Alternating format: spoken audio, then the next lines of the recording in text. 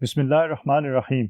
अस्सलाम वालेकुम स्टूडेंट्स, मेरा नाम इमरान अहमद है और मैं आपका कंप्यूटर साइंस का टीचर हूँ।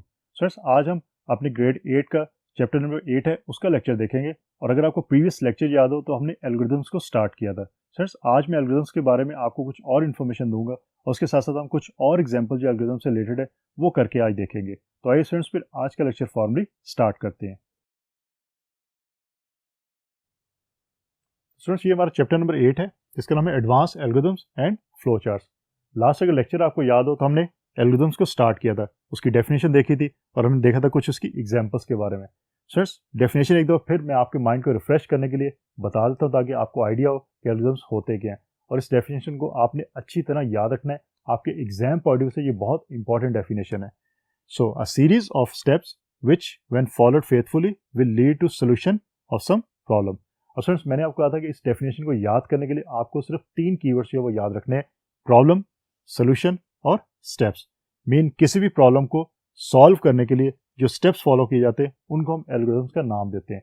तो इन 3 कीवर्ड्स को आप याद रखें और उसके साथ फिर आप जो सेंटेंसेस खुद क्रिएट कर सकते हैं। तो ये कॉन्सेप्ट आपने याद रखना है, किसी भी प्रॉब्लम को सॉल्व करने के लिए जो भी स्टेप्स आप फॉलो करते हैं उन स्टेप्स को हम एल्गोरिथम्स का नाम देते हैं।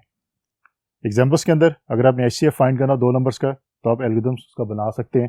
आपने स्क्वायर रूट फाइंड करना नंबर का, आप उसका भी एल्गोरिथम बना सकते हैं।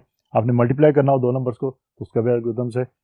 और अगर आप रियल लाइफ की बात करते हैं, वहाँ पे अगर आपने कप ऑफ टी जो बनाना है तो उसके लिए भी आप स्टेप्स को फॉलो करते हैं और वो भी एक प्रॉब्लम है कि आपने टी बनानी है, तो इसका मतलब है कि वो भी एक प्रॉब्लम है, उसका भी आप सोल्यूशन निकालेंगे बाय यूजिंग सम स्टेप्स, तो उसका भी एल्गोरिथम बनेगा।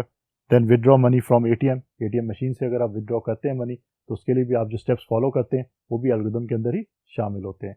तो एल्गोरिथम को अपनी रियल लाइफ के साथ जो है वो मैप कीजिएगा ताकि आपको इसका कॉन्सेप्ट जो अच्छी तरह क्लियर हो जाए। तो स्टूडेंट, देखते हैं आज हमारे पास एल्गोरिथम्स के अंदर कौन सी एग्जांपल्स मौजूद हैं, उनके बारे में मैं आपको बताता हूं। So let's see. तो स्टूडेंट्स, आज जो एग्जांपल है हमारे पास, that is first one is write an algorithm to print the sequence of numbers. एक सीक्वेंस ऑफ नंबर्स है, आपने एल्गोरिथम के थ्रू ये प्रिंट करवाना है। इनफैक्ट आपने किसी कंप्यूटर प्रोग्रामिंग लैंग्वेज के अंदर ये कोड लिखना है, जो कोड क्या करेगा, वो सीक्वेंस ऑफ नंबर जो है वो प्रिंट करवाएगा। ये जो सीक्वेंस यहाँ पे गिवन है, अब आप ये कह रहे हैं कि आपने कोड लिखने से पहले आप उसका एल्गोरिथम पेपर के ऊपर जो लिख रहे हैं, तो आपको कुछ स्टेप्स जो है वो लिखने पड़ेंगे। फिर आप इसको एज इट इज जो है वो कंप्यूटर लैंग्वेज कोड के अंदर उसका सिंटैक्स यूज करते हुए इंप्लीमेंट कर सकते हैं इजीली। अब स्टूडेंट, सीक्वेंस क्या है? 1 2 -3 4 5 -6 7 8 -9 एंड 10। अब स्टूडेंट्स, अगर आप गौर करें तो आपके पास जो every third value mean -3 -6 and -9, ये आपका 3 का डिवाइजेबल है और माइनस में इसकी वैल्यू है। तो इसका मतलब है कि आपको कोई ऐसा एल्गोरिथम डिजाइन करना है या ऐसा प्रोग्राम आपने बनाना है जो 3 पे डिवाइजेबल जो उनके साथ मल्टीप्लाई करे किसको, -1 को। तो ये आपने लॉजिक समझनी है। इस लॉजिक को आप अगर समझ जाएंगे तो तब आप जब स्टेप्स लिखेंगे एल्गोरिथम्स के तो आपको इजीली अंडरस्टैंड हो जाएगा कि स्टेप्स आपने क्या लिखने हैं। तो स्टार्ट करते हैं स्टेप 1 से। फॉर लूप आप यूज करेंगे क्योंकि आपके पास नंबर्स ज्यादा हैं, तो आप लूप कोई ना कोई यूज करोगे, या रिपीट का कीवर्ड आप यहाँ पे यूज कर सकते हैं। आपने i इज इक्वल टू 1 किया और 10 तक जाएगा वैल्यू, मीन 1 से लेके 10 तक। Then if i mod 3 is equal to 0 then print i।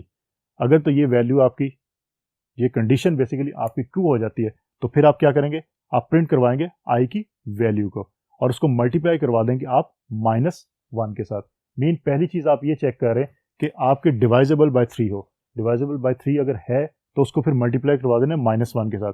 अगर फॉर एग्जाम्पल मैं कहता हूँ कि 3i की वैल्यू है तो 3 मल्टीप्लाइड बाय -1 -3 हो जाएगा, तो आपके ये -3 जो है वो प्रिंट हो जाएगा आपके रिजल्ट के अंदर। तो इस तरह आपके सिर्फ ये 2 स्टेप्स के अंदर वो काम हो रहा है। सिर्फ आपने लॉजिक समझनी है कि लॉजिक क्या है कि आपका 3 है, मीन 3 पे जो डिवाइजेबल है वो मल्टीप्लाई हो रहे हैं किसके साथ, -1 के साथ। तो आपके ये -1 के साथ मल्टीप्लाई होगा तो -3 हो गया, ये -1 के साथ हुआ तो आपके ये -6 हो गए, 9 भी आपका -1 के साथ मल्टीप्लाई होगा तो -9 हो जाएगा। और तीनों वैल्यूज आपकी -3 -6 और -9 जो है वो 3 पे डिवाइड होते हैं। तो इस तरह आप इसकी लॉजिक समझ गए तो इसका एल्गोरिथम है वो इजीली लिख सकते हैं। देन एल्स प्रिंट i, और आपको ये डबल कोट्स नजर आ रहे हैं। स्टूडेंट्स, इन डबल कोट्स को याद रखिएगा। डबल कोट्स आप जब रिजल्ट के अंदर वैल्यूज आपको नजर आएंगी तो उनके दरमियान आपको स्पेस नजर आएगी। तो space basically in double quotes के थ्रू ही नजर आती है। अगर ये आप यूज नहीं करते तो फिर आपको स्पेस नजर नहीं आएगी, तो याद रखिएगा इनको जरूर यूज कीजिएगा। देन एंड इफ, आपको ये इफ है इसको एंड इफ कर लिया, और फिर आपका जो नेक्स्ट है मीन लूप आपका तब तक चलता रहेगा जब तक ये वैल्यू जो आपकी जो है वो ट्रू नहीं होती, या आपकी 10 जो है मीन 1 से 10 तक, मीन 10 की 10 वैल्यूज आपकी जो चेक नहीं हो जाए तब तक आपका जो लूप है वो चलता रहेगा। आप यहाँ पे रिपीट का कीवर्ड भी यूज़ कर सकते हैं, क्योंकि नेक्स्ट आई जो है ये बेसिकली आप कंप्यूटर लैंग्वेज के अंदर यूज़ करते हैं। यहाँ पे इसलिए ये लिखती है कि ताकि आपको आइडिया हो कि ये क्या कर रहा है, अदरवाइज आप यहाँ पे रिपीट भी लिखेंगे तो वो भी ठीक होगा। तो स्टूडेंट्स ये एल्गोरिदम आपका ये काम करेगा कि प्रिंट करेगा सीक्वेंस ऑफ नंबर्स जो यहाँ पे गिवन है। तो इस तरह आप एल्गोरिदम इनके लिख सकते हैं, क्योंकि एल्गोरिदम लिखने से आपको ये आइडिया हो जाता है कि आपने कंप्यूटर लैंग्वेज के अंदर कैसे प्रोग्राम को टाइप करना है, उसका कोड कैसे लिखना है, और वो कोड आपके लिए फिर ईजी भी हो जाता है। आप देख सकते हैं यहाँ से अगर स्टेप्स आपको आइडिया हो गया क्या है, लॉजिक क्या है, तो आप इजीली आप इसको जो है इम्प्लीमेंट कर सकते हैं और जल्दी आपका जो कोड है कंप्यूटर कोड वो कंप्लीट हो जाएगा। तो एल्गोरिदम्स ज़रूर लिखिए ताकि आपको आइडिया हो कि प्रोग्राम कैसे लिखे जाते हैं। अब स्टूडेंट्स आज एक और एग्जांपल करते हैं और देखते हैं कि उस एग्जांपल के अंदर हमारे पास क्या प्रॉब्लम जो है वो अवेलेबल है। Let's see. सो स्टूडेंट्स इस एग्जांपल के अंदर कहा गया write an algorithm to print the sequence of numbers. Again ये भी एग्जांपल आपकी बेसिकली प्रीवियस एग्जांपल से रिलेट करी है, लेकिन सीक्वेंस ऑफ नंबर्स इसमें डिफरेंट है। अब क्या है इसमें सीक्वेंस ऑफ नंबर्स 1 2 4 5 7 8 10 11 13 एंड 14। अब स्टूडेंट्स यहाँ अगर आप गौर करें इन नंबर्स को तो आप देख सकते हैं कोई एक चीज़ इसमें कॉमन है। क्या चीज़ कॉमन है वो आपने आइडेंटिफाई करनी है, उसकी बेस पे फिर आपका एल्गोरिथम जो है वो डिज़ाइन होगा। कॉमन ये है कि यहाँ पे कोई भी आपको कोई ऐसी वैल्यू नज़र नहीं आ रही जो 3 पे डिवाइड होती हो। प्रीवियस एग्जाम्पल हम देखा था कि जो 3 पे डिवाइड हो रही थी वैल्यूज उसको हमने -1 से मल्टीप्लाई किया था। यहाँ पे आपको कोई भी ऐसी वैल्यू नज़र नहीं आ रही जो 3 पे डिवाइड होती हो। तो इसका मतलब है कि आपने सिर्फ यही कंडीशन एक चेक करनी है कि नंबर जो वो 3 पे डिवाइड ना हो। अगर डिवाइड नहीं हो रहे तो आपका रिजल्ट जो है वो आता रहेगा। सिंपल स्टार्ट करते हैं स्टेप 1 के। आपके सिर्फ इसके 5 स्टेप्स होंगे। स्टेप 1 के अंदर फॉर आई से आप स्टार्ट करेंगे 1 to 14 तक, मीन 14 नंबर्स तक आप चेक करेंगे। If I mod 3 is not equal to 0 then print I. Mean अगर ये आपकी कंडीशन ट्रू नहीं होती तो फिर प्रिंट आई करें, मीन हमें जो वो 3 पे डिवाइड होने वाली वैल्यूज नहीं चाहिए, इसका ये मतलब है। तो ये चीज़ आपने याद रखनी है, इस तरह आप अंडरस्टैंड करके ये लिख सकते हैं।